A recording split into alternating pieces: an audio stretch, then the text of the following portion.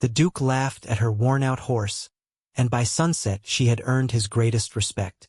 Autumn had arrived at Little Draycott the way a landlord arrives at a tenant who has fallen behind, without warning, without apology, and with a ledger already open in its hand.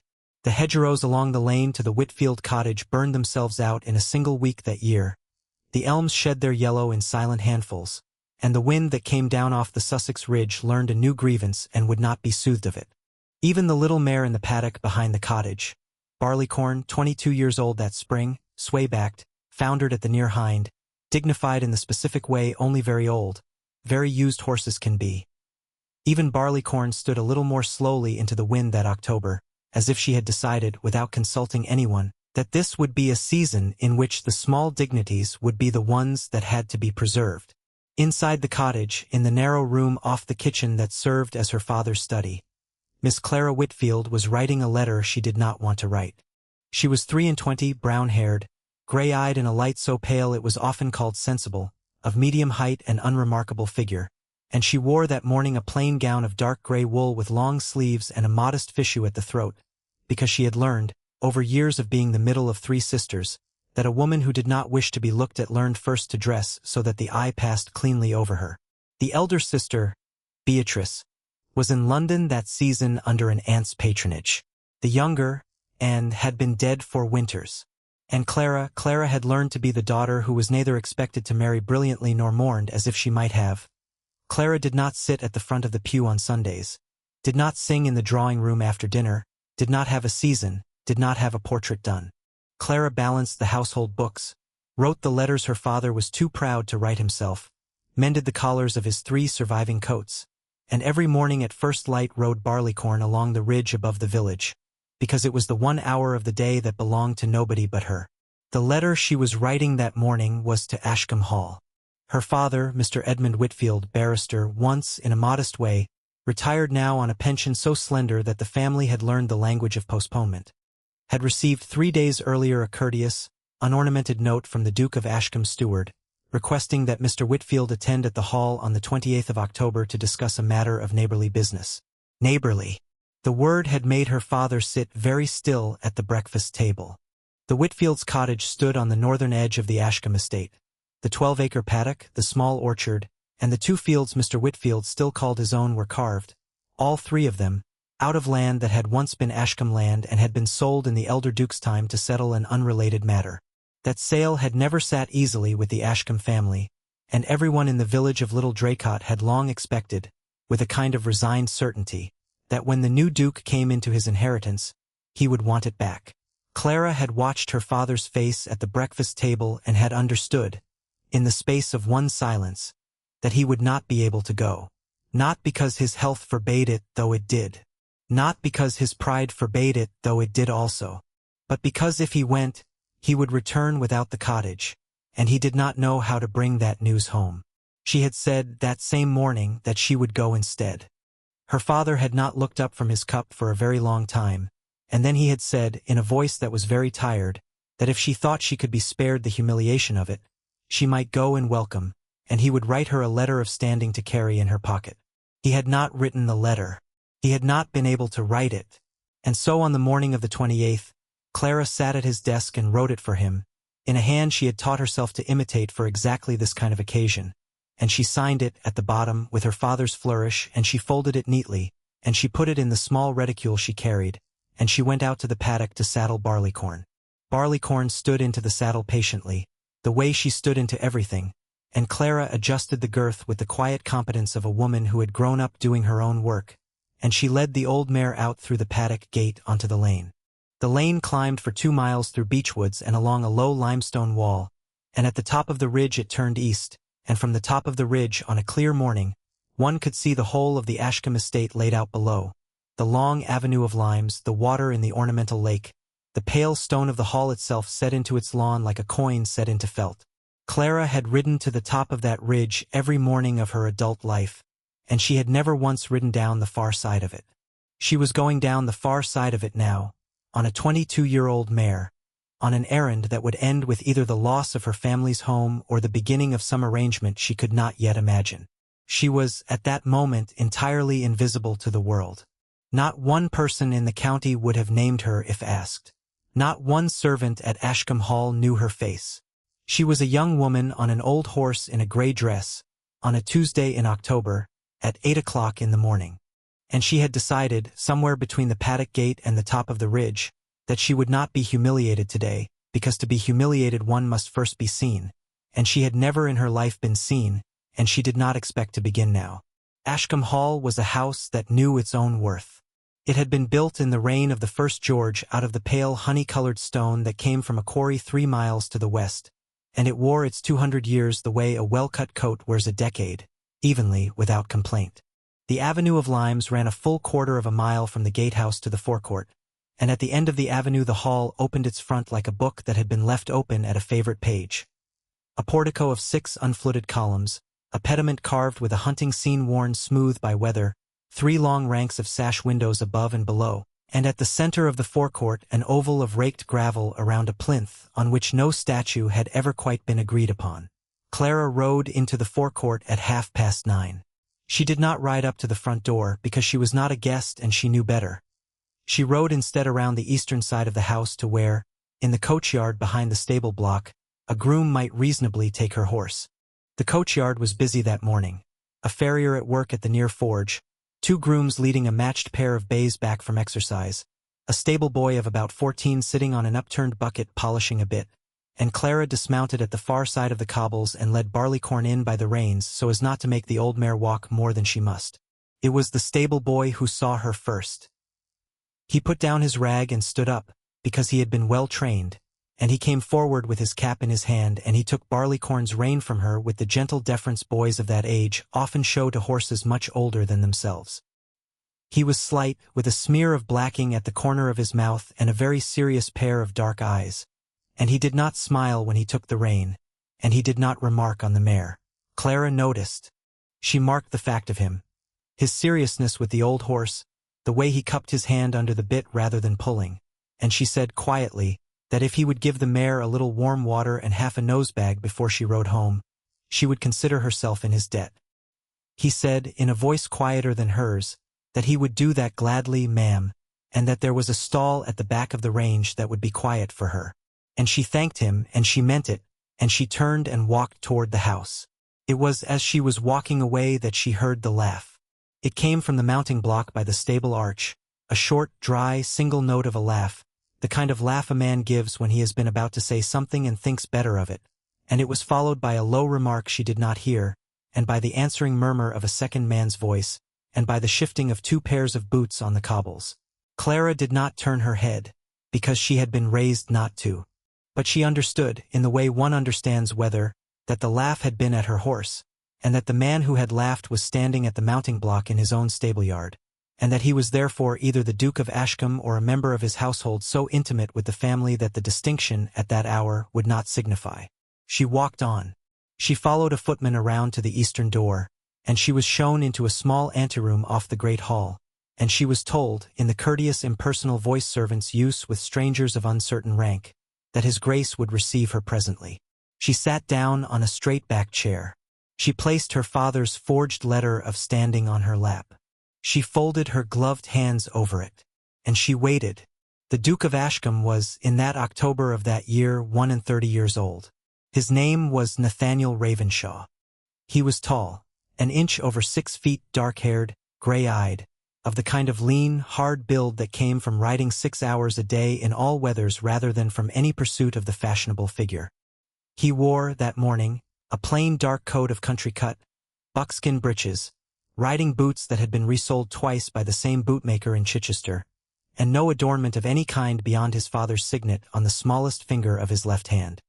He had inherited 2 years earlier and had spent the whole of those 2 years learning the estate from the inside, the timber schedule, the tenants' books, the drainage of the low meadows, the exact yield of the home farm, and he had learned that the estate had been mismanaged in his father's last decade in 100 small ways, and that the small mismanagement he most resented was the sale, 30 years earlier, of the northern 12 acres to a barrister named Whitfield, because those 12 acres cut the Ashcombe home farm off from its own upper stream. He had written to Mr. Whitfield to open the matter with the intent, plainly stated in his own mind, of offering a fair repurchase at above the current market. He had not expected Mr. Whitfield's daughter. He had, in fact, glanced from the drawing-room window as she rode into the yard, and he had seen a woman he did not know on a horse whose left hind foot was set slightly wide of the line. Foundered, obviously, though not lamed, and he had said aloud to his steward a short amused sentence about the state of Mr. Whitfield's stable that was less kind than he intended, and he had laughed once at his own remark, and his steward, who was a decent man, had said nothing, and the Duke had realized, in the same instant that he laughed, that the woman on the horse had turned her head half an inch toward the window and away again, and that she had heard him. He did not think of himself as a man who laughed at strangers. He did not, in the ordinary course of his day, take pleasure in the discomfiture of anyone, but he had inherited into a role in which 20 men reported to him every morning, and in which he was daily asked to be shrewd, and shrewd men, he had noticed already, developed a habit of small cruelties they did not always mean. He resolved, standing at the drawing-room window as the young woman was led through into the anteroom below, that he would receive her with the courtesy her father was owed, and that he would offer the fair repurchase, and that he would not laugh at her horse a second time. He received her in the smaller library, at the eastern end of the ground floor, at 9:45. He rose from his chair when she entered, and he bowed, and he asked her, because his steward had murmured her name to him at the door. Miss Whitfield, was it, if she would sit? She sat. She put a folded paper on the table between them, and she said, in a low, even voice, that her father was unwell and had asked her to attend in his stead, and she offered his letter of standing as her authority. The Duke read the letter. He noted, with an interest he did not show, that it was written in the same hand as had signed it, a woman's hand made careful. He set the letter down. He said that he was sorry to hear of Mr. Whitfield's ill health. He said that his purpose in requesting the meeting had been to open a discussion regarding the 12 acres on the northern boundary, that he had prepared a proposal to repurchase them at a valuation 20% above the current market, and that he had assumed her father would find the terms welcome. Clara sat very still. She said, in the same low, even voice, that she was sure her father would consider the offer with attention. She said that she was in no position to accept or reject terms on his behalf, but that if his grace would put the offer in writing, she would carry it home, and her father would return an answer within the week. The Duke inclined his head. He said that would be entirely proper. He asked then, because he had already noticed that she had not once looked at him directly, and because a small warm curiosity had opened in him that he did not yet understand. He asked whether he might send his steward with her back to Little Draycott, to save her the ride alone. And Clara, who had not looked at him directly because she had heard him laugh at Barleycorn. Clara raised her gray eyes at last to his and said, courteously, that she thanked his grace, but that her horse knew the way home, and that she would rather ride her herself. And the Duke of Ashcombe understood, in that half-sentence, exactly which laugh she had heard, and he felt, for the first time in the 2 years since his father had died, the particular heat of a private, precise, deserved shame. He offered the written terms within the hour. He wrote them himself at the writing desk in the library, while Clara waited in the anteroom with a cup of chocolate she did not drink. He wrote that he would repurchase the 12 acres at a sum equal to 120% of the current valuation, that the sale would include a right-of-way in perpetuity for the Whitfield family across the upper stream, that he would settle the outstanding tithe on Mr. Whitfield's remaining fields at his own expense, and, because he was, whatever else he was, a man who paid twice for a thing he had bought once, he added a clause that he would extend to Mr. Whitfield's household, for a term of not less than 3 years, a small annuity paid quarterly against no service and no obligation, out of the private estate rather than out of the entail. He read the terms over. He sealed them. He carried them himself to the anteroom, and he handed them to Miss Whitfield without ceremony, and he said only that he hoped her father would find them not ungenerous. Clara took the folded paper, and she said that she would put them into his hands that same evening, and she rose to go. And it was as she was rising that the Duke, surprising himself, asked whether she would consent to walk out with him as far as the coachyard, because he wished, he said, to see her mount for the ride home. She looked at him, and she understood the whole shape of what he was doing, and she consented. They walked out together into the long corridor and down the stone stair and through the east door and around the eastern side of the house. In the coachyard, the stable boy, Tom, the head groom called him, had done exactly what he had promised. Barleycorn stood at the mounting block in the sun with a well-brushed coat and a warm nose, and a small nosebag hung neatly from its hook on the wall behind her, and someone had, of his own initiative, wiped the mare's bit clean and oiled the reins. The Duke saw this. He said nothing about it. He walked to Barleycorn and he laid a hand, gently, in the way a man lays a hand on a horse he respects, along the mare's shoulder, and he ran his thumb along the near hind gaskin where the old founder had left its ridge, and he said, without looking up, that she had been a good horse in her day and that she was carrying her age well. Clara mounted. The Duke held the mare's head for her, an intimacy of manners a duke did not owe to a barrister's daughter, and he said, in a voice pitched only for her, that he had laughed at her horse that morning, and that he was sorry for it, and that he did not think, on further reflection, that a horse who had carried a woman 2 miles down a ridge in October to save her father's cottage deserved to be laughed at by anyone alive. And Clara, because he had said it plainly and without decoration, and because she had been raised to answer plainness with plainness, Clara looked down at him from Barleycorn's back and said, quietly, that his Grace had also carried a name for 2 years that he had not asked for, and that she did not think anyone who had done so ought to apologize for one careless laugh, though it was decent of him to try. And she gathered the reins, and she thanked him, and she rode out of the coachyard at a walk. And the Duke of Ashcombe stood beside the mounting block for a full minute after she had gone, and he did not move, and no one in the yard remembered afterwards having seen him stand still that long. The terms were carried home. Mr. Whitfield read them twice, and he wept once with his back to the room, and he signed them. But he added, in his own hand at the foot of the second page, because he was a man who understood, however dimly, that a duke who wrote such terms had done so for reasons that were not entirely about 12 acres.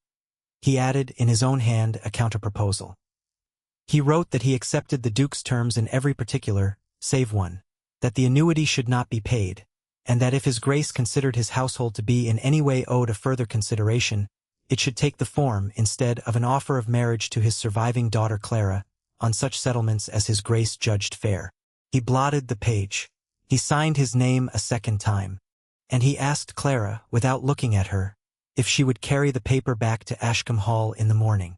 She said that she would. The Duke of Ashcombe read Mr. Whitfield's counterproposal at 9:30 on the morning of the 29th of October, in the smaller library, in the same chair, with the same steward standing at the same distance. He read it twice. He looked, for a moment, at nothing. He asked his steward, with a composure the steward remembered afterwards as unnatural, to leave him. He was alone in the library for 11 minutes. When his steward returned, the Duke asked whether Miss Whitfield was still on the premises. She was. She had been shown into the anteroom as before. The Duke rose. He walked into the anteroom. He closed the door behind him. He did not sit. He said, quietly, without preamble, that he had read her father's edition. He said that he understood the shape of it. He said that he was aware that a proposal of marriage extracted under such conditions was, in the ordinary reckoning, no proposal at all. And he said, because he had, in those 11 minutes alone, understood a great many things about himself that he had not previously bothered to examine, that if she would consent to marry him, he would enter the marriage without any expectation on his part beyond the ordinary courtesies of a shared roof, that he would settle upon her, at signing, an independent income sufficient to maintain her family and herself for the rest of her natural life whether the marriage prospered or not, and that she would find him, if nothing else, a man who kept his word. He asked her then plainly whether she would consent. Clara sat with her hands folded over her father's paper for the length of one indrawn breath. She thought of Barleycorn in the sun with a warm nose. She thought of the stable boy who had said nothing but had done the work anyway. She thought of the dry laugh at the mounting block and the private, precise shame at the coachyard. She thought of her father's back at the breakfast table. And she said, because she was 23 years old and had been invisible her whole life and had learned that the only reliable currency in an invisible life was one's word. She said yes, she would. They were married by ordinary license, without banns, in the little parish church of Little Draycott on the 14th day of November, in the presence of Mr. Whitfield, of the Duke's steward Mr. Halloway, of the housekeeper of Ashcombe Hall Mrs. Corbett, and of no one else. Clara wore a plain gown of pale grey silk with long sleeves and a modest fichu. The Duke wore his ordinary country coat.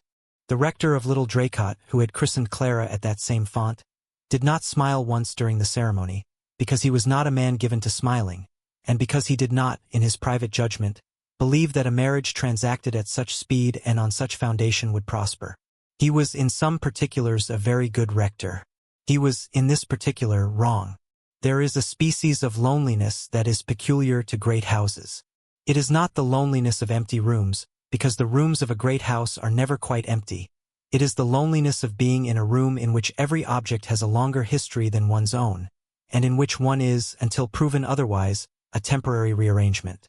Clara moved into Ashcombe Hall on the afternoon of the 14th of November, and for the first 6 weeks of her married life she lived in a species of loneliness she had not previously known the shape of. She was given the Duchess's apartments in the East Wing, because they were the apartments in which the Duchess of Ashcombe was traditionally installed, and because Mrs. Corbett, who did not disapprove of the marriage but did not yet approve of it either, was a woman of order and would not have countenanced any other arrangement. The apartments consisted of a sitting room, a bedchamber, a small dressing room, and a private stair down to the walled garden on the eastern side of the house. Clara took her father's Bible, the small oval miniature of her mother, her plainest 3 gowns, and her father's letter of standing which she kept, folded, in the small drawer of the writing desk in the sitting room, as a private reminder of the hour at which she had written it, and she arranged them on the mantel and in the drawer and in the wardrobe, and when she had done she stood in the middle of the sitting room and understood that she had, in objects, occupied 1/200th of the space that had been allotted to her. The Duke was courteous. He was, in the specific sense that a well-bred stranger is courteous to another well-bred stranger with whom he has been unexpectedly asked to share a railway carriage for a long journey, courteous. He inquired at breakfast whether she had slept. He inquired at dinner whether she had walked out. He informed her, in the 2nd week, that a saddle horse had been chosen for her from the home stable, a quiet chestnut mare of 11 years called Meridian, and that Barleycorn had been given the loose box at the far end of the range with a run into the paddock, and that Tom, the stable boy who had cared for the mare on the first morning, had been placed in particular charge of her, at a wage a shilling a week above his previous. Clara thanked him. She rode Meridian in the mornings. She visited Barleycorn every afternoon. She and the Duke did not, for the first 6 weeks, exchange any sentence longer than the ordinary exchange of the day's weather and the day's arrangements. They dined together. That was the specific cruelty of the first 6 weeks. They dined together every evening in the great dining room, at the long walnut table that seated 18. The Duke sat at the head of the table. Clara sat at the foot. The table was 26 feet long. The footmen served in a silence broken only by the small percussion of silver on porcelain. Between the two of them, on the polished walnut, ran the reflection of a candelabrum of 9 candles which neither of them found occasion to look past. They ate most evenings 3 courses. They exchanged most evenings for sentences. A greeting, an inquiry into the day, an offering of the salt, a wishing of good night. And they rose at the end of each dinner and went to their separate wings of the house. The Duke, in his own study, at the western end of the ground floor, worked most evenings until midnight. He had a great deal of work to do. The estate, as he had already learned, had been mismanaged in his father's last decade, and he was in the middle of the slow, careful correction of 100 small wrongs. He read the tenants' letters. He drafted the winter timber schedule. He examined, page by page, the drainage plans for the low meadows. And in the intervals between these labors, in the pauses when his pen was still and the fire in his grate had settled to its evening red, he thought about the young woman at the foot of his dinner table, and he thought about the 26 feet of polished walnut between them, and he thought about the fact that he had asked her to marry him under conditions that gave her no reasonable choice, and he understood, with the same slow precision with which he was learning his estate, that he had, in the marriage, purchased a person's life on a piece of paper, and that he had not yet begun to earn any of it back. He did not know what to do. He was not, by nature, a man of easy talk. He had been raised, the elder son of a duke of a certain kind, to speak to his equals in the shorthand of shared assumption, and to speak to everyone else in the shorthand of command. And neither shorthand was of any use to him at his own dinner table. He tried, in the 3rd week, to open a longer conversation with her. He asked her, over the soup, what she read. She said, courteously, that she read whatever came into her hand, that she had not been given a systematic education, and that she was at present reading a volume of Cooper her father had sent up with her boxes. He said that he was glad to hear it. He did not know what else to say. The conversation stopped. The footman removed the soup. He tried in the 4th week again. He asked her, over the fish, whether the apartments in the East Wing were comfortable. She said, courteously, that they were entirely comfortable, and that Mrs. Corbett had been most kind. He said that he was glad to hear it. The conversation stopped. The footman removed the fish, and the Duke of Ashcombe, at the head of his own dinner table, understood that the 26 feet of walnut between them had, in fact, been engineered by his own ancestors precisely for these silences, and that he would have to do something about the table itself before he could do anything about the silences on it. Clara, at the foot of the table, was doing her own work in her own way. She was learning the house. She rose at 6. She dressed herself, because she had not brought a lady's maid and had declined to be given one out of Mrs. Corbett's staff. She read for an hour at the sitting-room window. She went down at 8 to breakfast, which she took most mornings alone. She walked out at 9, in the walled garden if the weather was foul, along the ridge above the lime avenue if the weather was fair, for an hour. At 10 she rode Meridian for an hour. At 11 she visited Barleycorn in the loose box at the far end of the stable range, and she groomed her herself, because it was work she had done all her adult life and did not intend to give up. From 12 until 3 she sat in her sitting-room and wrote letters to her father, principally. Occasionally to Beatrice in London or read. At 3 she took tea with Mrs. Corbett in the housekeeper's room, because she had asked, in her first week, whether that would be permitted, and Mrs. Corbett, who had not expected the request and had not been able to think of a proper refusal, had granted it and had come, over the 6 weeks, to look forward to the hour with a warmth she did not yet admit. At 4 she walked the near park. At 6:30 she dressed for dinner. At 7 she went down. She was, in this schedule, entirely competent and entirely alone. And she did not, in the 6 weeks, once permit herself the indulgence of self-pity, because she had understood, from the morning of her wedding, that self-pity was the one currency an invisible woman could not afford to spend. She did, however, permit herself to notice things. She noticed that the housekeeper Mrs. Corbett had a knee that pained her on cold mornings, and Clara arranged, without saying so, that the morning fire in the housekeeper's room should be lit half an hour earlier. She noticed that the head groom's wife had recently been brought to bed of a first child, and Clara sent down, without saying so, a modest basket of linen and a jar of honey from her own stores. She noticed that the stable-boy Tom, who cared for Barleycorn, could not write his own name, and she began, again without saying so, to spend the last quarter of her afternoon visit teaching him, on a slate she had bought for the purpose, the alphabet. She noticed that the cook, Mrs. Penrose, had a particular pride in her raised pies, and no one at the Duke's table had ever remarked on them, and Clara, at her third dinner, said quietly, when Mrs. Penrose's raised pie was served, that it was the finest raised pie she had ever eaten, and she asked whether Mrs. Penrose might be told so. And Mrs. Penrose was told so, and Mrs. Penrose, who had cooked for the Ashcombe family for 22 years, and had never before been complimented at the table, went into her pantry that evening and cried once, and then set about, the next morning, planning 3 dishes she thought the new Duchess might particularly like. None of this reached the Duke. Not immediately. He was working, in his study, at his own end of the house, on his own careful corrections of his estate. He did not, at first, see that his wife had begun, quietly, invisibly, in a plain grey dress and without any announcement at all, to correct the household at the same time.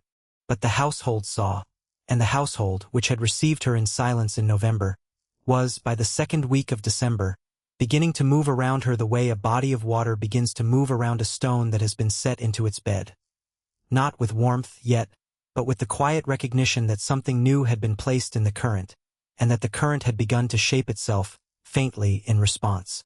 On the 22nd of December, 6 weeks and a day after the wedding, the Duke, coming into the small dining parlor to breakfast a full hour earlier than his usual habit because a matter of the timber schedule had woken him at 5, found his wife already there, in a plain grey morning gown, at the small round table by the window that no one had eaten at for 2 years, with a book open at her elbow and a cup of chocolate in her hand and a plate of Mrs. Penrose's warm bread and a small pot of honey between her hands. She looked up when he entered. She was plainly startled. she began to rise. He said, surprising himself and her, that she should not, on any account, rise. He said that he would join her, if she permitted. She permitted. He sat down at the small round table by the window opposite her. The footman, in the doorway, hesitated for one long moment, and then withdrew to fetch a second cup. And for the first time in the 6 weeks of their marriage, the Duke of Ashcombe and Miss Clara Whitfield, that was still, in his own mind, what he called her, sat down to a meal at a table small enough that they could see each other across it. They did not, at first, speak of anything that mattered. He asked what she was reading. She showed him the volume. It was, in fact, Cooper's Task, dog-eared at the second book, and she said that she had not brought many books with her and had found the library at Ashcombe better stocked in political history than in verse, and that she was rationing the Cooper accordingly. He said that his father had been fond of Cooper and had, in fact, been the collector of the verse in the library, but that his father had kept the volumes in a cabinet in the small green sitting room upstairs which had not been opened in 18 months, and that if she wished, he would send for the keys. She thanked him. She said she should like that very much. The cabinet was opened that afternoon. Clara went up to the small green sitting room at 4 o'clock and stood in front of the cabinet for a full minute before she took any book out of it, because she understood that she was being given, in the opening of that cabinet, the first item of the Duke's own history he had chosen to share with her. The next morning she was at the small round table by the window again at 7. So was he. He asked what she thought of the Cooper cabinet. She said that his father had annotated the task in a very small pencil in the margins, and that she had spent the whole of the previous evening reading his father's marginalia rather than the poem, because she had found it, she confessed, more interesting. He was silent for a moment. He said quietly that no one, in the 2 years since his father had died, had spoken to him of anything his father had annotated. She said, because she had been raised to answer directly, that she was sorry for it, and that if he wished, she would read the marginalia aloud to him at the end of an evening, from time to time, when the work in his study permitted. He said that he would consider that. She did not press. She poured him more chocolate. He noticed, without saying so, that she had, over 6 weeks, learned exactly how much sugar he took in the morning without having ever been told. By the 2nd week of January, they were breakfasting together at the small round table every morning. The great dining room continued to be used, in the evenings, for the formal dinner, because Mrs. Corbet would not yet have countenanced any other arrangement of an evening meal at Ashcombe Hall, and neither the Duke nor his wife was prepared, yet, to countenance her disapproval. But the mornings, at the small round table by the window in the small breakfast parlor, became the hour of the house. He told her, in fragments, about the tenants he had inherited, about old Marsden at the home farm, who had been his father's shepherd and now his, about the widow Enderby, who kept the small dairy at the West Lodge and refused, on principle, to sell her butter at any price her husband had not set before his death, about young Merriman on the far tenancy who was trying, against the counsel of everyone including the Duke himself, to plant an orchard in a field that had been notoriously wet since the reign of Queen Anne. Clara listened. She asked good questions. She was, he noticed, unmoved by the particulars of the drainage problem but very moved by the widow Enderby's principle, and she said, again without saying so as an offer, but as a plain observation, that the widow ought to be permitted to keep her husband's price and should be quietly subsidized behind the scenes, because a widow's principle was one of the few things a great house could still afford to protect at no cost to itself. He watched her over the small round table when she said that, and he understood that he had married a woman who was not going to be, in his household, an ornament, or an idle burden, or a decorative silence. He understood that he had married, in the specific and inconvenient sense of the phrase, a woman of judgment. He was not sure, in the 2nd week of January, whether that was a comfort or a challenge. He was sure, however, that it was a fact. Beyond the breakfast hour, other small things began to happen. Clara, without asking permission, took over the writing of the tenants' Christmas letters, because she had noticed that the Duke's steward Mr. Halloway was overworked and that the letters had been, in previous years, a source of mild private complaint in the village. She wrote 39 of them by hand, in a plain, warm, particular voice, and she asked the Duke over breakfast whether he would like to sign them, and he did, and the tenants received them, and Mrs. Marsden at the home farm wept twice reading hers, because it mentioned, by name, her granddaughter's confirmation, which even her own son had forgotten to remark on. Clara also, with Mrs. Corbett's assent, reorganized the linen cupboard on the second landing, which had not been reorganized since the elder Duchess's death 11 years earlier, and in the reorganizing found, folded into an old pillow slip, a small parcel of letters in the elder Duchess's hand which she took, without opening, straight to the Duke's study, and laid on his desk without a word. He was in the study when she came in. He looked at the parcel. He looked at her. She said quietly that she had thought he would want to be the first to open them. He did not open them in her presence. But that evening at dinner, at the long walnut table with the candelabrum of 9 candles between them, he said, for the first time in 6 weeks and 2 days, a sentence at his own dinner table that had nothing to do with the day's weather or the day's arrangements. He said, in a low voice that would not carry to the footmen, that his mother's handwriting was very like her voice, and that he had not, in 11 years, been able to bring himself to read her letters in his father's hand, but that he thought he might now be able to. Clara did not answer at once. She waited, and then she said in the same low voice that if he ever wished her to sit in the room while he read them, she would be glad to. He inclined his head. He did not answer. But after dinner that evening, at 9:30, he sent word to the East Wing that Miss Whitfield, that was still in the servants' hall, the name they were slowest to relinquish, was requested, if she was willing, in the small green sitting room at her convenience. She went. He was at the small table by the fire. The parcel of letters was open. He was reading. She sat down in the chair opposite and took up her Cooper and read her father's marginalia by the fire in silence. For 2 hours, and neither of them spoke, and when the mantel clock struck midnight she rose and wished him a good night and went to her own wing. Nothing had been said, but something had been done. And in the servants' hall the next morning, Mrs. Corbett, pouring the servants' first tea at 6:30, said of her own initiative that she thought Ashcombe Hall might be in a better winter than she had thought it would be, and that she would herself, that day, oversee the airing of the smaller drawing-room because it was time. The small round table by the window in the small breakfast parlor was of walnut. It was 3 feet in diameter. It had been made, according to Mrs. Corbett, who was slowly becoming the historian of Clara's marriage as well as its housekeeper, for the elder Duke's grandmother, who had preferred, in her widowhood, to breakfast alone at a table small enough to hold her tea, her bread, and her Bible with no third object between them. It had lived, since her death, in the small breakfast parlor, and it had, for something like 50 years, been used only very occasionally, because the great walnut table in the great dining room had long since become the default table of Ashcombe Hall. Clara had chosen the small round table on the 22nd of December.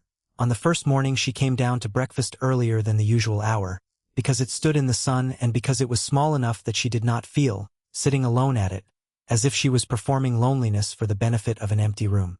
On the 14th of January, 2 months to the day since the wedding, the Duke of Ashcombe, coming down to breakfast at 7 and finding, as he had found every morning for 3 weeks, his wife already at the small round table with the Cooper open at her elbow and Mrs. Penrose's warm bread and honey between her hands, said to her, without preamble, as he sat down, that he had spoken to Mr. Halloway the previous evening and had directed that the long walnut table in the great dining room be moved into the small ballroom for storage, and that the small round table by the window in the small breakfast parlor be taken up into the great dining room in its place.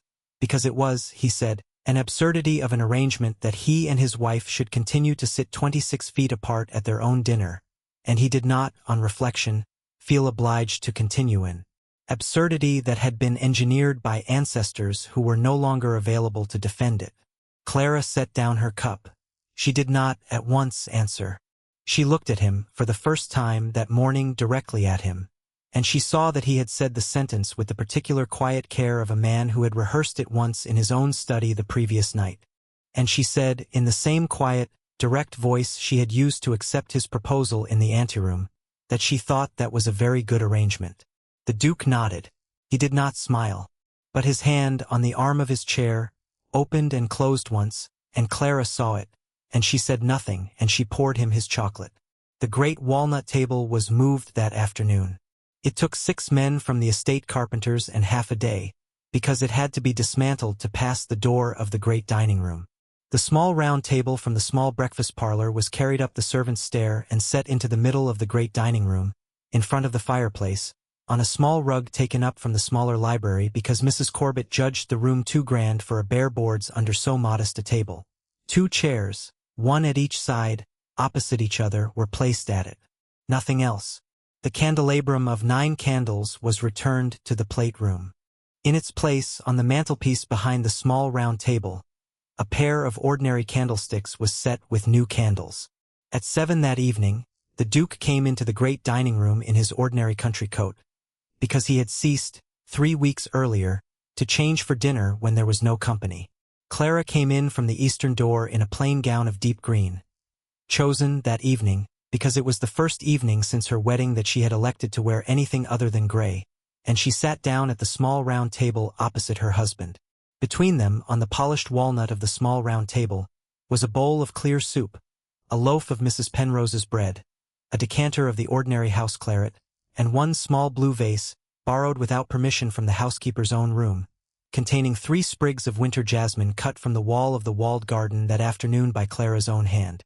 They did not, that evening, speak of anything of importance. He told her, over the soup, about a small dispute among the tenants that he had spent the afternoon settling. She told him, over the bread, about a letter she had had from Beatrice in London that she thought he would find amusing. He told her, over the claret, that he had, that morning, dictated to Mr. Halloway an order that barleycorn was on no account to be worked again, and that the mare would be kept, at the estate's expense, in the loose box at the far end of the range for the whole of her natural life, and that Tom the stable boy was to be responsible for her, at a wage of 10 shillings a week until she died. Clara set down her glass very carefully. She did not, at once, answer. She looked, for a moment, out of the eastern window at the walled garden, and she said, in a voice that was as quiet as she could make it, that barleycorn was 22 years old and would not, in likelihood, cost the estate more than a season or 2 of hay. And the Duke, who had, in fact, calculated exactly the same figure before he gave the order, and had done the calculation with a specific pleasure, said only that a season or 2 of hay was, in the reckoning of Ashcombe Hall, no reckoning at all. Nothing was said, after that, of any consequence. But when the plates were cleared and the small round table was empty except for the small blue vase and the 3 sprigs of winter jasmine, the Duke of Ashcombe reached across the table, a distance on the small round table of not more than 18 inches, and he laid his hand, for one moment, over his wife's hand where it rested on the polished walnut, and he did not squeeze it, and he did not lift it, and he did not speak. And Clara did not withdraw her hand. And in that 18 inches of walnut, in that one still moment of one still hand laid over another, the entire distance of 26 feet of the great dining room was, silently and finally, closed. We'll take a very short break. If you don't want to miss new stories, please subscribe to the channel. The Dowager Duchess of Ashcombe was called Honoria Ravenshaw, and she was 73 years old that winter, and she had lived, since her son's father died, in the dower house at the eastern end of the park, in a settled, private, precisely maintained retirement from which she had, for 2 years, declined to be drawn.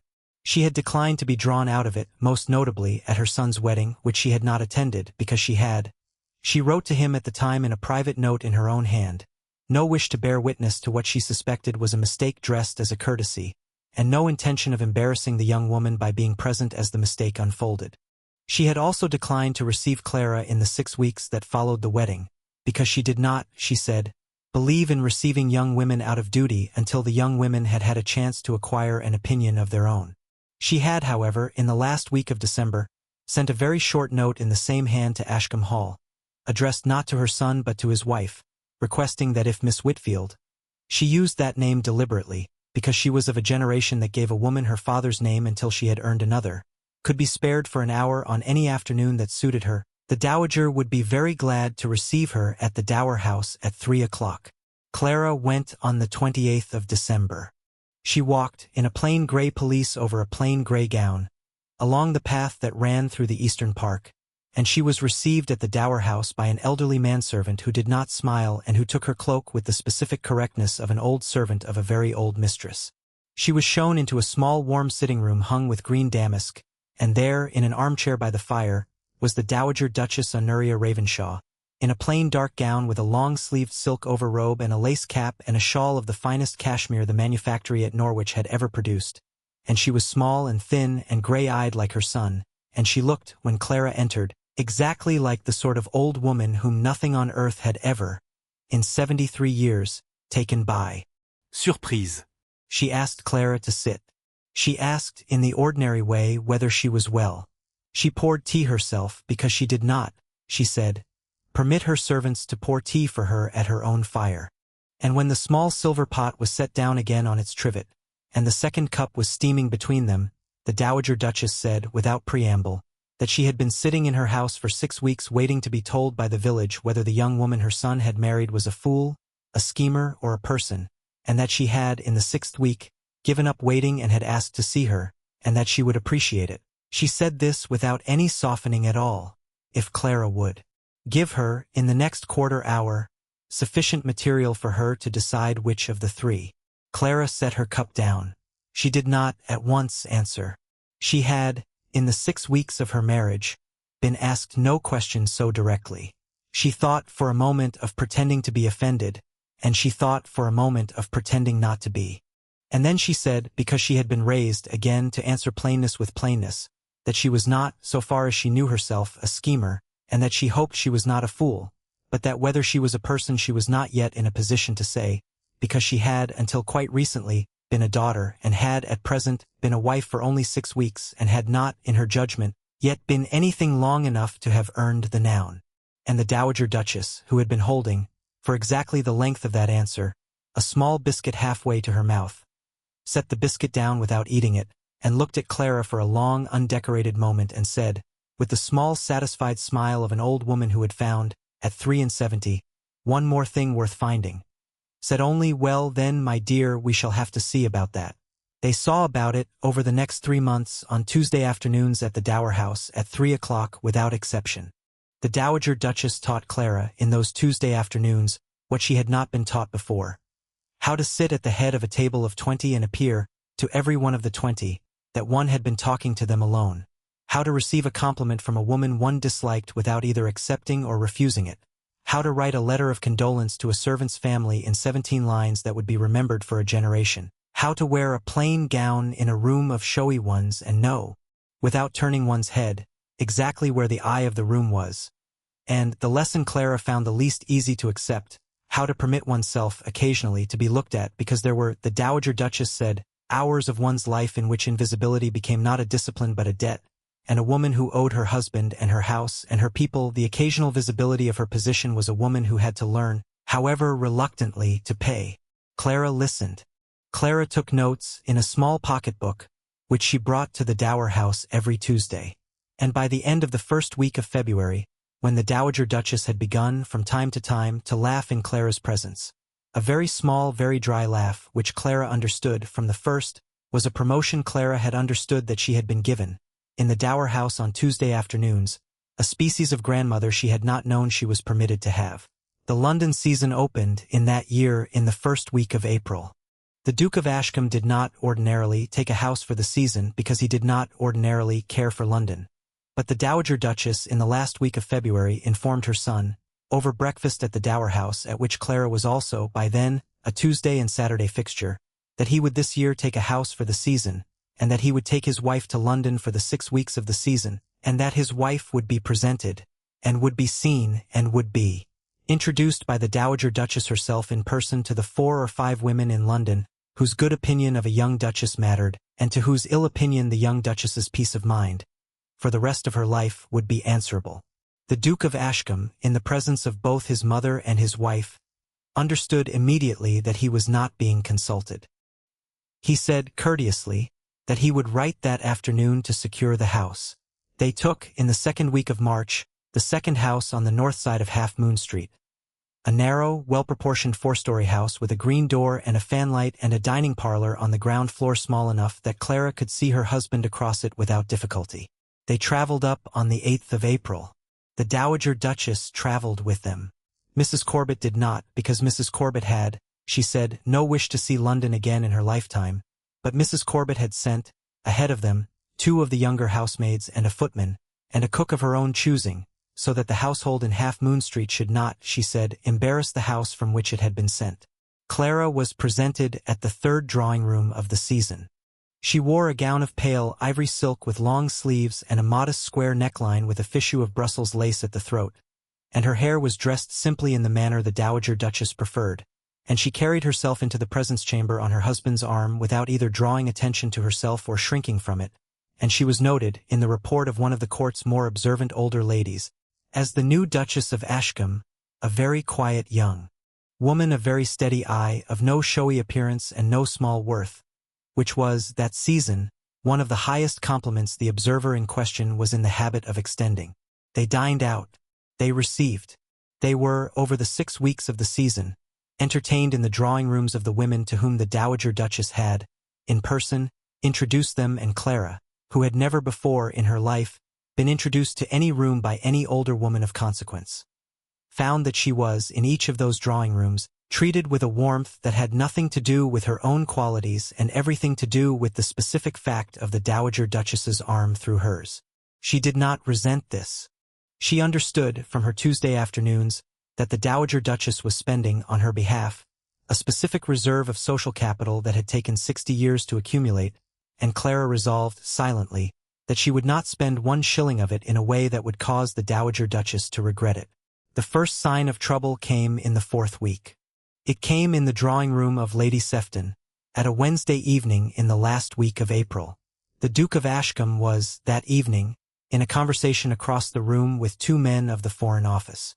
Clara was seated on a small settee near the fire beside the Dowager Duchess, who was speaking quietly to Lady Sefton herself, and a young woman, very tall, very beautiful, of about 26, in a gown of rose-colored silk cut very low across the shoulders in a style Clara would not have worn under any circumstance, crossed the room, sat down without invitation on the small settee opposite Clara, and said, in a voice pitched exactly loud enough for the fireside of the room to hear, that she must confess herself puzzled, because she had heard, she said, that the new Duchess of Ashcombe had been a Miss Whitfield, of Sussex, and she was curious as to which Whitfields those were, because she did not, in her own recollection of the Sussex families, recall any Whitfields of consequence at all. Her name was Lady Vivian Marchmont.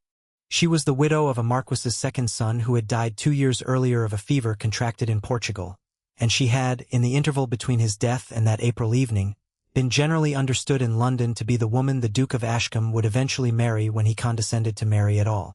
She was clever. She was well-connected.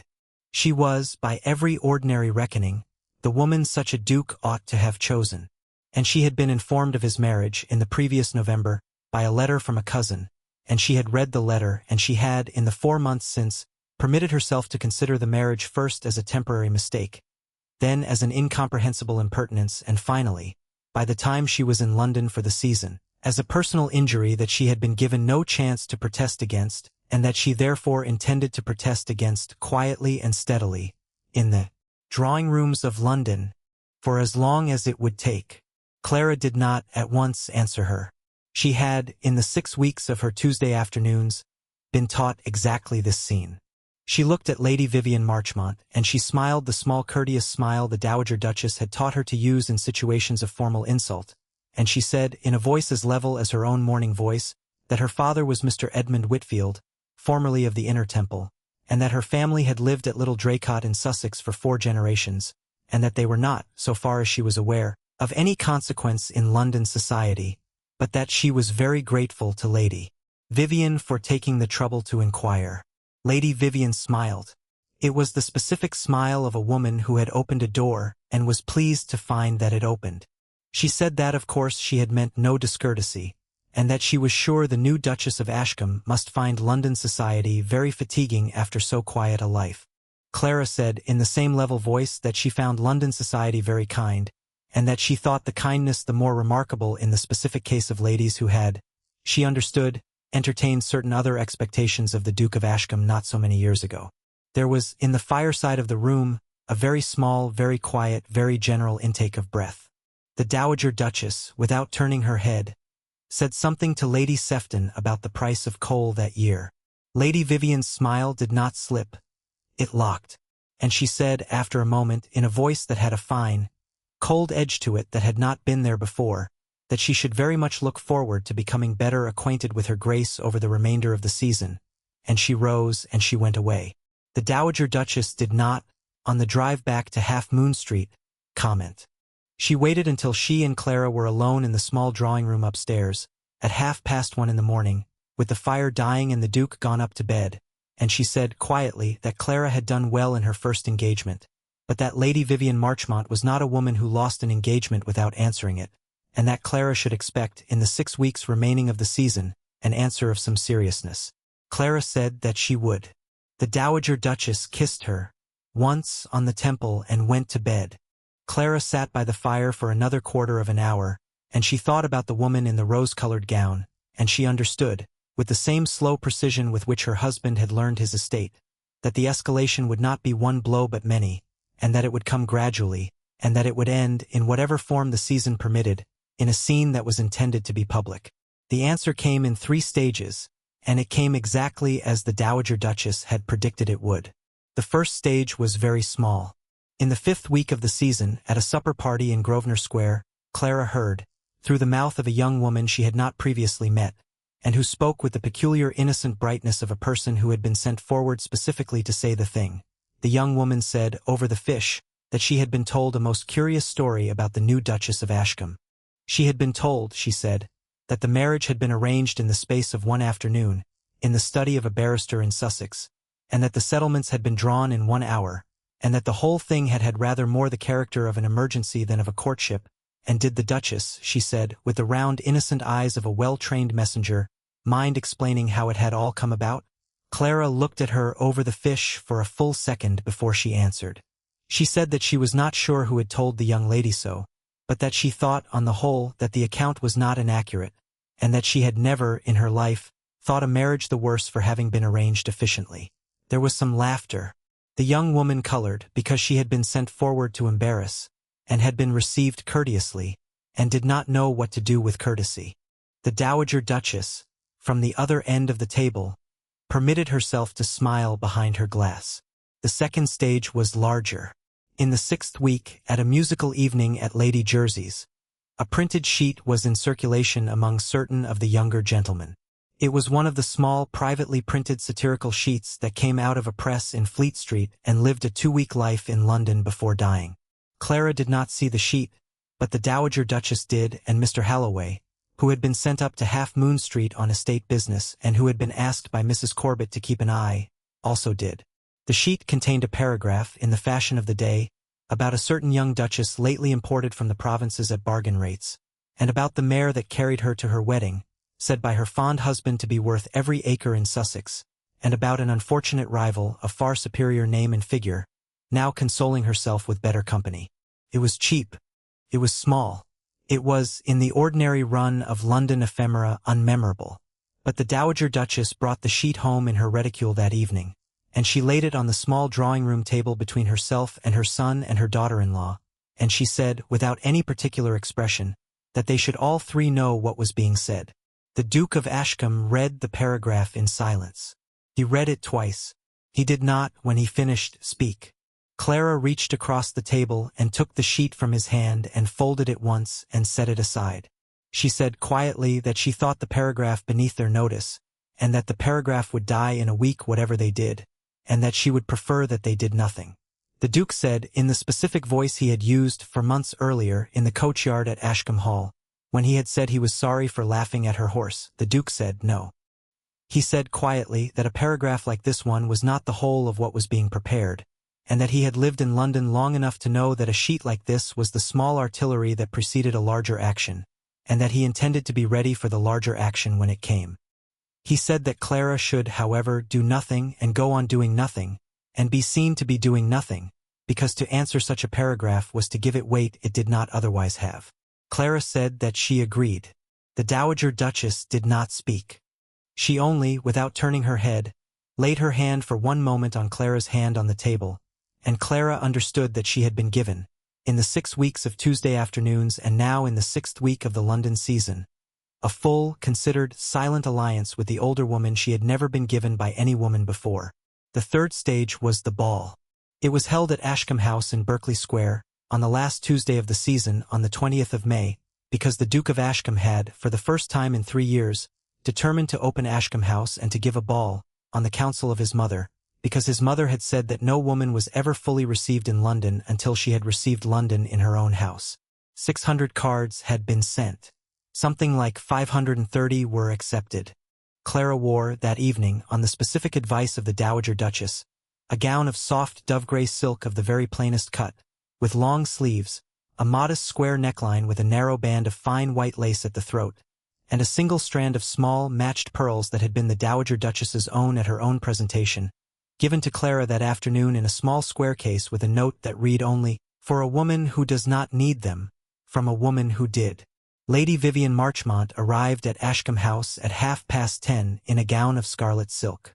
It was cut low across the shoulders. It was trimmed with black.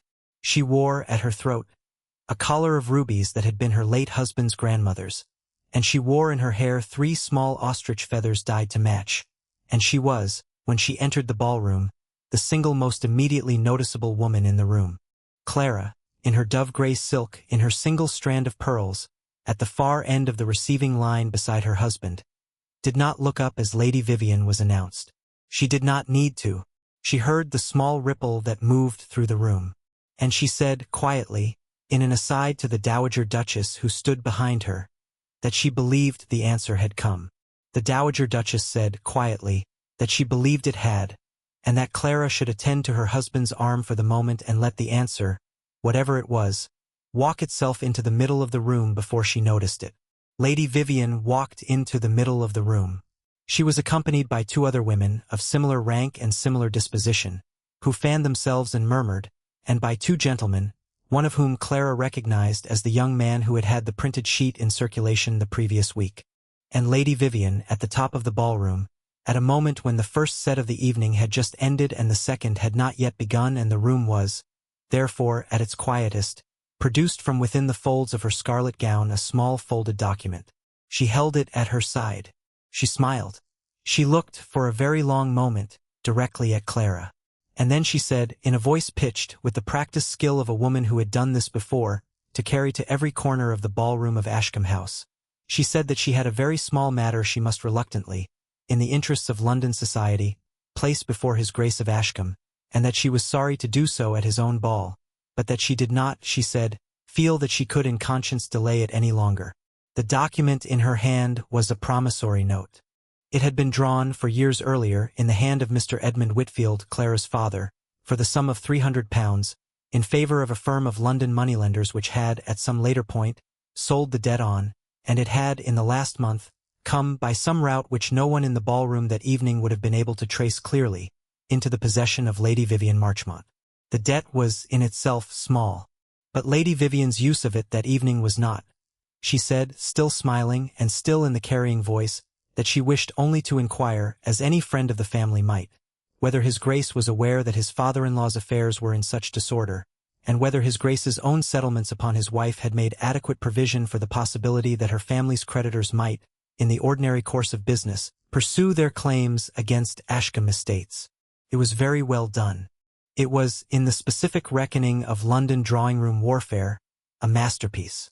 It appeared, to any careful listener, to be a solicitous inquiry. It was in fact a public accusation that Clara had been married by a father in secret debt, that the debt had been concealed at the time of the settlement, and that the marriage was therefore, in some sense not quite named but very clearly implied, a species of imposition upon the Duke and upon the honor of Ashcombe. It was scandal category material. It was the antagonist's climax weapon, and it had been delivered in the ballroom of Ashcombe House, at 10:30 in the evening of the 20th of May, in front of 530 people. Clara felt nothing. That was the first thing she noticed. She had expected, because she had been rehearsing, in her private imagination, exactly this kind of scene since the first week of March. She had expected to feel the heat rise to her face, and to feel her hands shake, and to feel the room contract around her. And she felt, instead, in the moment she registered the document in Lady Vivian's hand, a specific cold clarity, and a specific silence in her chest, and a specific, precise, quiet understanding that she was standing, at last, in the room in which she was going to be visible, and that she had, for the first time in her life, no intention of hiding. She was about to speak. She was going to speak in the level voice she had been practicing all season, and she was going to say a specific sentence she had already, in a private half-hour of the previous week composed for exactly this. But she did not have the chance. Because the Duke of Ashcombe, who had been standing beside her, at the top of the ballroom, with her gloved hand on his arm, had already stepped forward, half a pace in front of her, and was, in the same instant, already speaking. He did not raise his voice. He never, on any occasion in his life, raised his voice. He spoke in the ballroom of Ashcombe House, at a pitch that was not one note louder than his ordinary drawing-room voice, and the ballroom fell silent for him instantly, because 530 people had, in the previous 2 hours, been waiting for him to speak, and because the Duke of Ashcombe was, when he did speak, one of the very few men in London whose ordinary drawing-room voice was, by the specific consent of the room, sufficient. He said first that Lady Vivian Marchmont was welcome. He used that word, welcome, in his house at his ball on the last Tuesday of the season. He said that she had asked him a question in the hearing of his guests, and that he intended, in the hearing of his guests, to answer it. He said that the promissory note in her hand had been drawn by his wife's father 4 years previously in a private transaction of which his wife had had no knowledge at the time of her marriage, and of which he himself had learned, in the ordinary course of his stewardship of his wife's family's affairs, in the 2nd week of December of the previous year. He said that he had, in the 3rd week of December, discharged the note in full, at par, out of his own private funds, and that the note in Lady Vivian's hand was therefore a document of no financial standing, though he acknowledged its considerable value as an ornament of curiosity.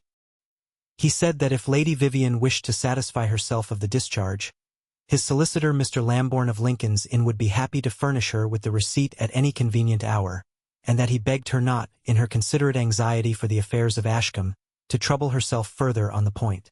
There was some very small laughter, very controlled, very grateful. Lady Vivian's smile did not slip. It did not, this time, lock either. It thinned. She began to answer. She began to say, because she had prepared a second sentence for exactly this eventuality.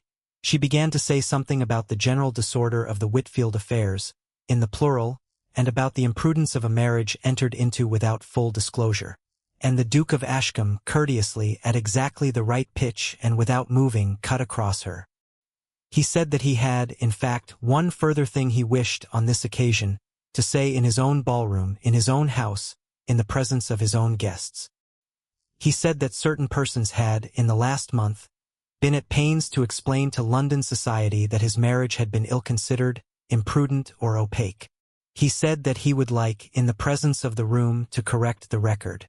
And then he did something that no one in the ballroom had expected, because no one in the ballroom, including the Dowager Duchess of Ashcombe herself, had ever heard him do it before. He turned half a step so that he was facing not the room but his wife, and he spoke the next several sentences directly to her, at a pitch that was still the pitch of the room, so that the room heard him say them but understood, quite clearly, that they were being said to only one person. He said, I chose you not for your father's name, which no one in this ballroom had heard of before I married you. He said, I chose you not for your fortune, which was, and remains, 12 acres and an old horse. He said, I chose you not for your beauty, though I have found it, since, to be the specific kind of beauty a man learns to see only after he has stopped looking for the other kind.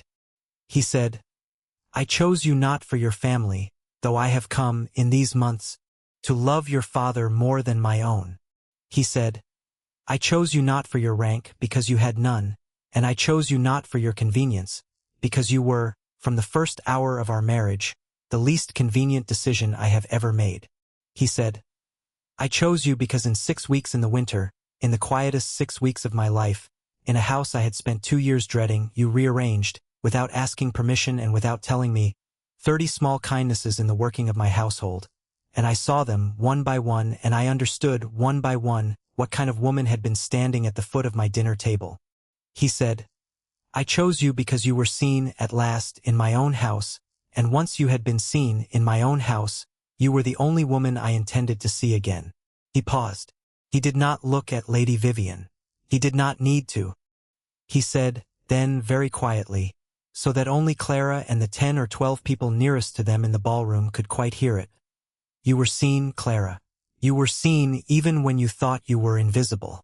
And you will be seen, from this evening, in every room I ever bring you into, for the rest of the life I have to give you. He turned again. He faced the room. He said, in his ordinary drawing-room voice, that he begged the room's pardon for the intrusion of a private matter into a public evening, and that he hoped the room would forgive him, on the occasion of his wife's first ball, one moment of impropriety. And he offered his hand to Clara, and Clara, who had, 3 months earlier, ridden a 22-year-old mare down a ridge in October in a gray dress and had been laughed at a stable mounting block, and had not, in the first 6 weeks of her marriage, been able to look at her husband across 26 feet of walnut. Clara laid her gloved hand in his, and she stepped forward with him into the middle of the ballroom, and the first note of the second set was struck by the musicians in the gallery above, and the Duke of Ashcombe led his wife into a waltz. Lady Vivian Marchmont stood alone at the top of the ballroom for perhaps half a minute. The 2 women who had come with her did not quite turn away, but they did, in the specific manner of London drawing-rooms, cease to be beside her. The 2 gentlemen found other conversations. The promissory note in her hand remained in her hand. And she, because she was not a fool, only wounded, understood that the answer she had been preparing for 4 months had been answered in 9 sentences, in her hearing, in front of 530 people, by a man who did not raise his voice. And she gathered her scarlet skirt in one hand, and she made a small stiff courtesy to the middle of the room in the general direction of the Duke and Duchess of Ashcombe, and she left the ballroom, and she did not, in the remainder of her life, in London society, ever speak the name of Ashcombe aloud in company again. The Dowager Duchess, at the top of the ballroom, watched her son and her daughter-in-law dance the first waltz of the evening. She did not smile in public. She was of a generation that did not.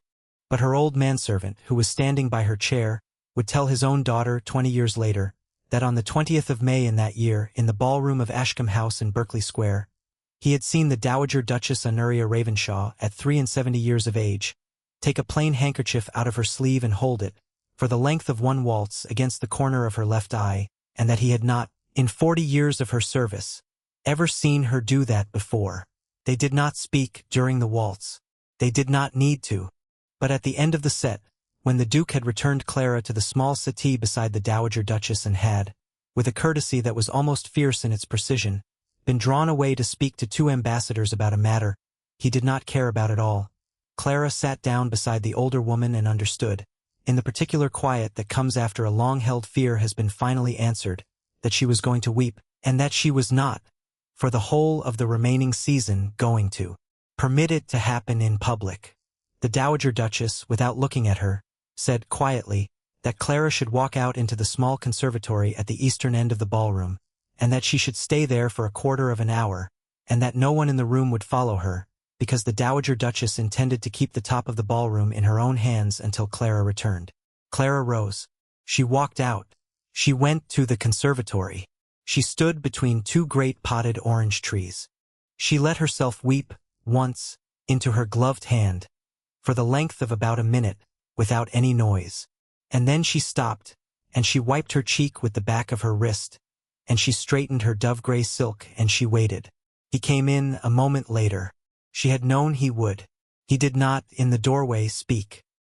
He crossed the conservatory, and he stopped in front of her, and he took her hand, gently as he had taken it 4 months earlier at the small round table with the sprig of winter jasmine between them, and he did not kiss it because he had never yet done that, and he did not do so now.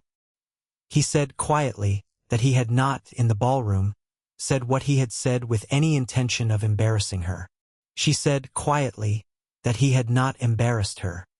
He said that he was aware that he had, in speaking so, in a place so public, presumed on an intimacy he had not yet earned. She said, in the same low voice, that he had earned it in 6 weeks of winter at Ashcombe Hall, and that she had, from the first morning at the small round table by the window, understood exactly how much he had been earning, and had, without saying so, been keeping count. He looked at her.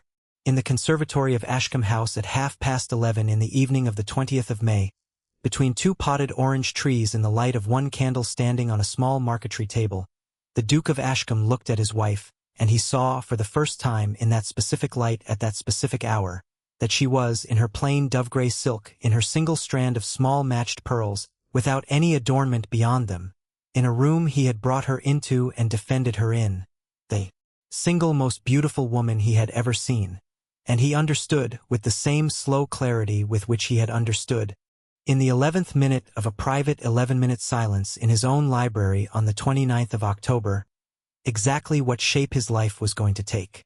He said quietly that he loved her. He said it as a plain statement. He did not decorate it.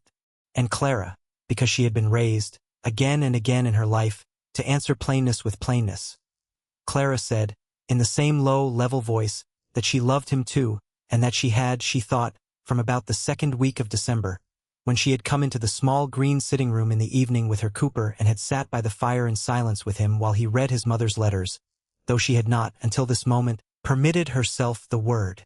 He raised her hand, then, and he kissed the inside of her wrist, above the small pearl button of her glove, once very briefly.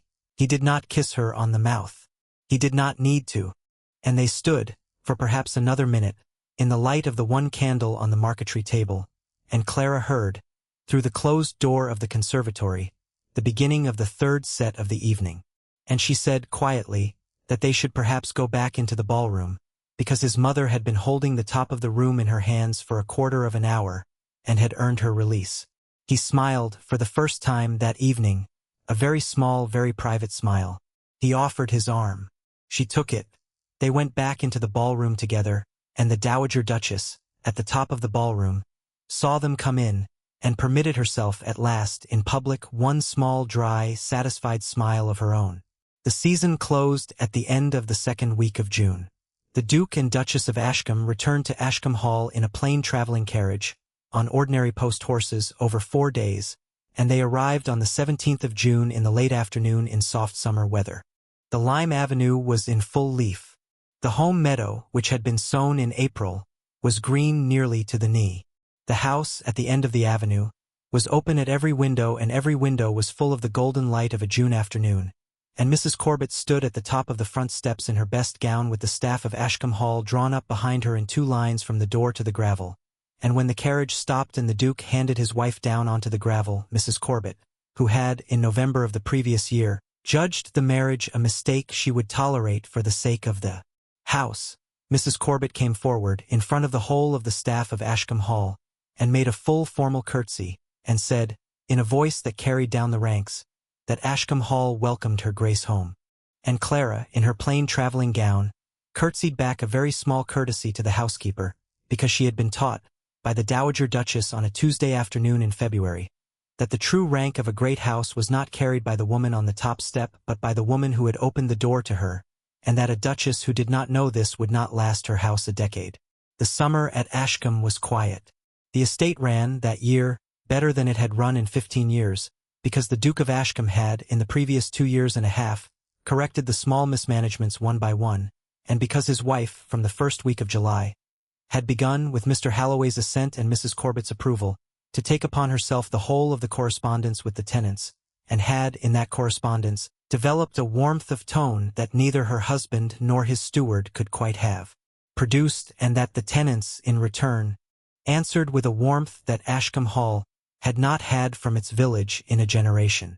Barleycorn lived, in her loose box at the far end of the range, in a state of contented retirement, and Tom the stable boy, who could, by the end of August, write his own name and read a page of a psalter, went in every morning to brush her, and gave her, out of Mrs. Penrose's own kitchen, a small warm bran mash with a spoonful of molasses, because the new Duchess had ordered it and because Mrs. Penrose had approved, and because in the household economy of Ashcombe Hall, in that summer, orders from the new Duchess and approvals from Mrs. Penrose were the 2 currencies that did not need converting. The Dowager Duchess Honoria Ravenshaw came up to the hall for tea on Saturdays.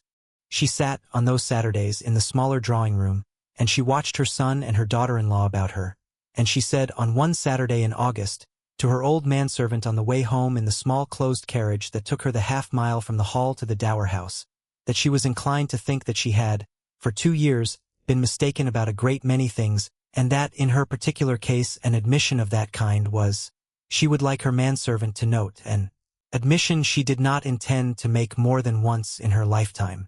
Her manservant said, gravely, that he would make a note of it. The Dowager Duchess said, drily, that she thought he might, and they drove home in silence, and the manservant, 40 years later, told his daughter that he had never in his life seen the old Duchess so quietly, so continuously, and so unwillingly happy as she had been in that August. A year and 1 week after the wedding, that is, on the 21st of November of the following year, Clara was brought to bed of her first child at Ashcombe Hall, in the Duchess's apartments at the East Wing, in the same bedchamber in which she had first slept the night of her arrival. The child was a girl. The Duke of Ashcombe, who had spent the whole of the previous 11 hours walking, in his shirt-sleeves, up and down the eastern corridor while Mrs. Corbett brought hot water and the country doctor from Chichester attended his wife, was permitted, at 4:30 in the morning, into the bedchamber. He sat on the side of the bed. He looked at his wife. He looked at his daughter, who was in the crook of Clara's arm and was, at that moment, asleep. And he said quietly that he thought she should be called Anne. Clara, because he had never, in the whole of their marriage, been told what her sister's name had been, and because she understood in the same instant that he had asked her father without saying so, at some point in the previous year and had remembered, Clara wept once in his shirt front, for the length of about a minute without any noise, and then she said quietly that she thought and was exactly the right name. They christened the child 3 weeks later in the parish church of Little Draycott, at the same font at which Clara had herself been christened, with the same rector officiating. Mr. Whitfield stood godfather. The Dowager Duchess stood godmother.